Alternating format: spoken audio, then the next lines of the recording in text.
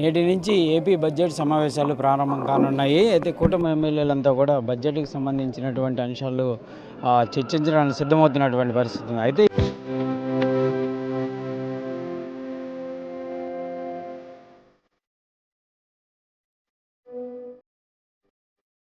Present మొన్నటి వరకు assembly సమావేశాలకు రానటువంటి జగన్మోహన్ రెడ్డి కూడా అసెంబ్లీ సమావేశాలకు రానున్నారు. ఎట్లా చూస్తున్నారు ఏంటనేది పెదకూరపాడు ఎమ్మెల్యే భాష్యం ప్రవీణ్ ఉన్నారు, మాట్లాడదాం. సార్, ఏంటి ప్రతిపక్ష పార్టీ అధినేత కూడా రాబోతున్నారు, ఎట్లా ఉండబోతుందని?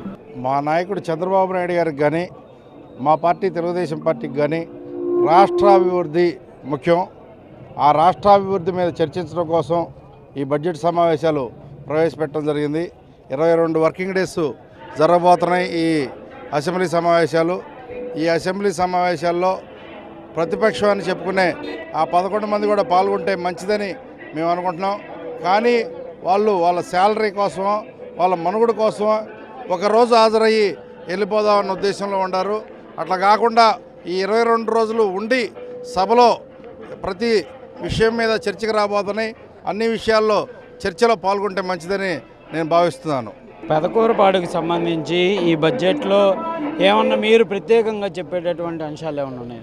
బడ్జెట్ ప్రవేశపెడుతుందండి ప్రభుత్వం. నేను ప్రత్యేకించి చెప్పేది ఏమి ఉండదు. బడ్జెట్ ప్రవేశపెట్టింది. బడ్జెట్ ప్రవేశపెట్టిన తర్వాత బడ్జెట్ గురించి మాట్లాడదామండి. ఎలా ఉండబోతుంది అనుకుంటున్నారు సార్ బడ్జెట్ ఈసారి?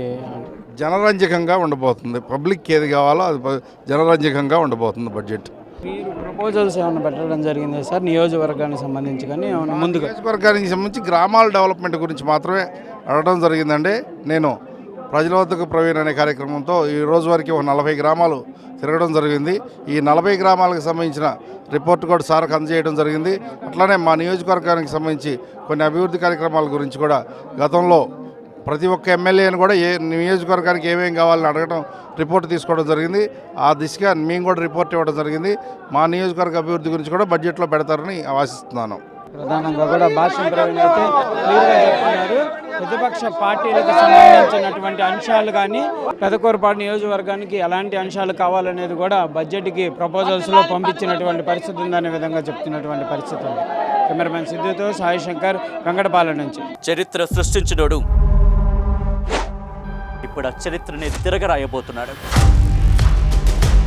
అబద్ధాల గోడల్ని బద్దలు కొట్టి నిజాలను రాగా మీ ముందుంచబోతున్నాడు. నిజమైన వార్తల కోసం వెంటనే డౌన్లోడ్ చేసుకోండి రా యాప్ని.